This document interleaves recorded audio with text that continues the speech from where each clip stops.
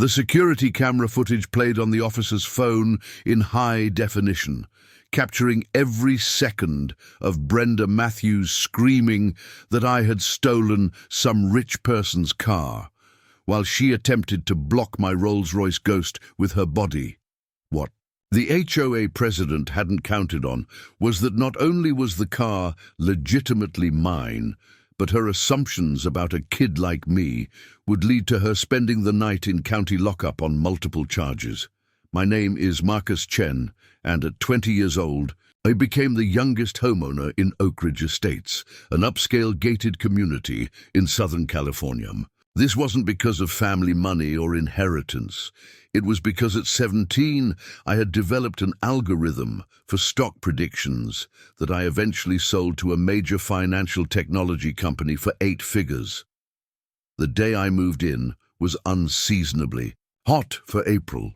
Movers unloaded my modest belongings into the Mediterranean-style house while I directed traffic from the driveway, dressed in basketball shorts and a faded college t-shirt. Nothing about me screamed tech millionaire, which was exactly how I preferred it.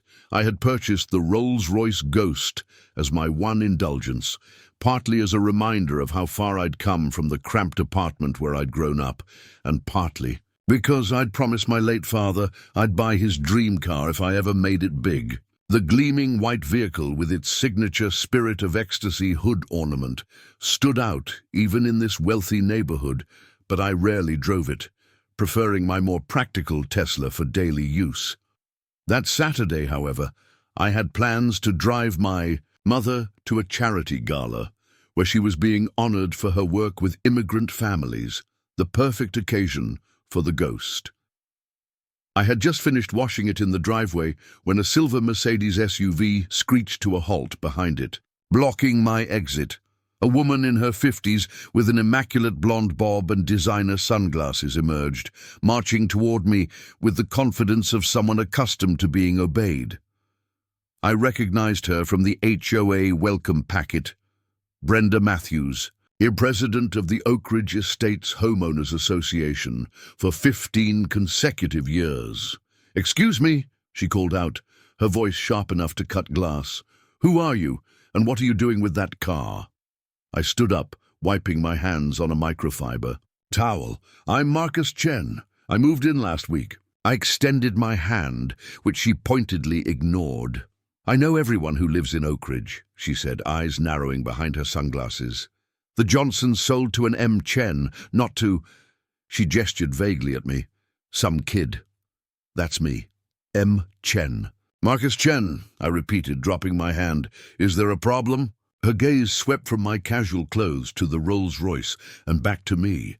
"That's a $500,000 vehicle. You expect me to believe it belongs to you?"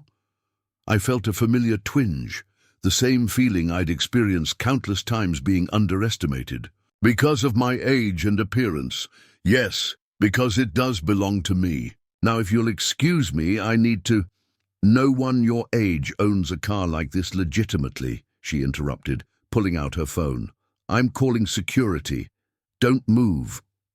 "That's really not necessary," I said, trying to keep my voice level. "I have all the documentation." I said, "Don't move." She positioned herself between me and the driver's door. "I've seen this before. You kids think you can come into nice neighborhoods and joyride in residents' cars. Where did you steal it from? Dr. Miller's house, the Wilsons?" The situation was escalating quickly. I took a deep breath and tried another approach. "Mrs. Matthews, I understand your concern for the community, but I am a resident, and this is my car. Would you like to see my ID and registration?" "What I'd like," she said, dialing her phone, "is for you to stay right where you are until security arrives. I'm also calling the police." I nodded toward the security camera mounted on my garage. "That's fine. Everything is being recorded, including you blocking my property and making false accusations." This information didn't seem to deter her. "Hello? Security? This is Brenda Matthews at 1142 Oak Ridge Court.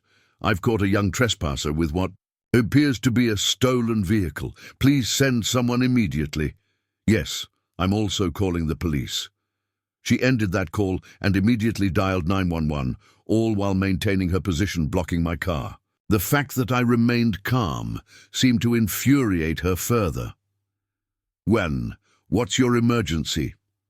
I could hear the dispatcher's voice from where I stood. I need to report a theft in progress, Brenda declared. I'm at Oak Ridge Estates, and there's a young Asian man attempting to steal a Rolls-Royce. I've detained him, but I need officers immediately. Ma'am, is the suspect armed or dangerous? The dispatcher asked. Brenda looked me up and down. Not armed that I can see, but one can never be too careful with criminals. I pulled out my phone and began recording. Mrs. Matthews, I'm documenting that you've just made false statements to emergency services. I am neither trespassing nor stealing. This is my home and my vehicle. Put that phone away, she hissed, momentarily covering her phone. I'm handling a situation here. Yes, you've created quite a situation, I agreed. One that could have been avoided if you'd simply asked to see my identification. The community security guard arrived first, a retired police officer named Frank, who had actually welcomed me when I moved in. He took in the scene with obvious confusion. Mr. Chen, is everything all right? Before I could answer, Brenda interrupted. You know this person? Frank looked between us. Yes, ma'am. This is Mr. Chen, the new owner of 1142. He moved in last week. That's impossible, Brenda insisted. He's barely old enough to drive, let alone own property in Oak Ridge. Mrs. Matthews, Frank said carefully, I checked his ID personally when he moved in, as per HOA protocol. Mr. Chen is indeed the homeowner. Brenda's face flushed red, but she doubled down. Well, there's still the matter of this car. There's no way it belongs to him. Frank turned to me. Sir, is this your vehicle? Yes, I replied. Would you like to see the registration? I would, just to clear this up, he said professionally. I reached slowly toward my pocket, narrating my movements. I'm taking out my wallet to get my driver's license. Then I'll get the registration from the glove compartment. Frank examined both documents and handed them back. Everything appears to be in order, Mrs. Matthews. The Rolls-Royce is registered to Mr. Chen. This is absurd, she sputtered. He must have, I don't know, forged the documents or something. People his age don't own cars like this. The sound of a police siren cut through the tension as a patrol car pulled up behind Brenda's Mercedes. Two officers approached, an older sergeant and a younger officer. What seems to be the problem here? The sergeant asked. Brenda immediately stepped forward. I'm Brenda Matthews, president of the Oak Ridge Estates HOA. I caught this young man with what I believe is a stolen vehicle. The sergeant turned to me. Sir, can I see your ID and registration for the vehicle? Once again, I provided the documentation, which the officer examined thoroughly. Everything checks out, he said, returning my documents. The car is registered to Mr. Chen at this address. That's impossible, Brenda exclaimed. Look at him. He's practically a child. Ma'am, the sergeant said firmly, age isn't a crime, and neither is success. Now, did you call 911 to report a theft in progress? Yes, because you assumed that because of my age and appearance, I couldn't possibly own this car legitimately, I finished for her. The sergeant glanced at the security camera on my garage, then at my phone, which was still recording. Sir, were you recording this interaction? Yes, officer, and my home security system recorded everything from the moment Mrs. Matthews arrived. I'd like to see that footage, if you don't mind. I pulled up the security app on my phone and showed him the entire encounter, from Brenda's arrival to her calls to security and 911. As the video played, her face grew increasingly pale. When it finished, the sergeant turned to her. Mrs. Matthews, are you aware that making a false report to emergency services is a criminal offense in California? I was acting in good faith, she protested. Anyone would have found it suspicious. And when Mr. Chen offered to show you his identification and registration, did you allow him to do so? She hesitated. I was concerned for my safety. The video shows you were the one preventing him from accessing his vehicle, the sergeant pointed out. Additionally, you told the 911 dispatcher that you had caught a young Asian man attempting to steal a Rolls-Royce. That appears to be a false statement made knowingly to law enforcement. This is ridiculous, she huffed. I'm a taxpayer and the president of this HOA. I was protecting our community. From what exactly? The sergeant asked. A legal resident washing his own car in his own driveway? The younger officer, who had been speaking into his radio, approached. Sergeant, dispatch confirms the 911 call came in as a theft in progress with Mrs. Matthews, stating she had detained the suspect. The sergeant nodded. Mrs. Matthews, please turn around and place your hands behind your back. What? You can't be serious. I'm placing you under arrest for filing a false police report, misuse of emergency services, and unlawful detention. You have the right to remain silent. As the officers handcuffed a protesting Brenda and led her to their patrol car, neighbors emerged from surrounding houses, drawn by the commotion. Among them was Douglas Winters, the HOA vice president, who hurried over to speak with the officers.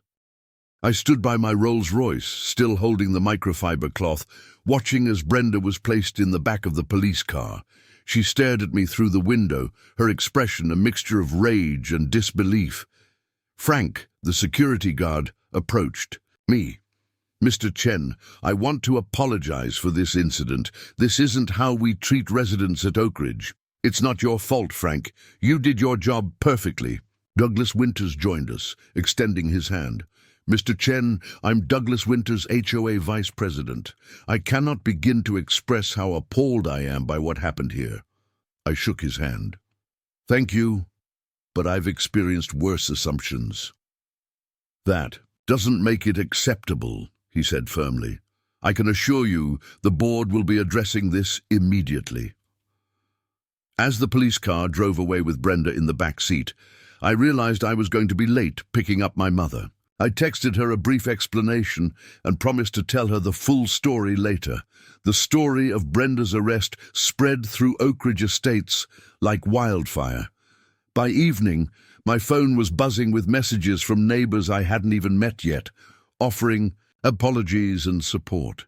Several mentioned past run-ins with Brenda, whose tenure as HOA president had apparently been marked by rigid rule enforcement and what some described as selective application of community guidelines.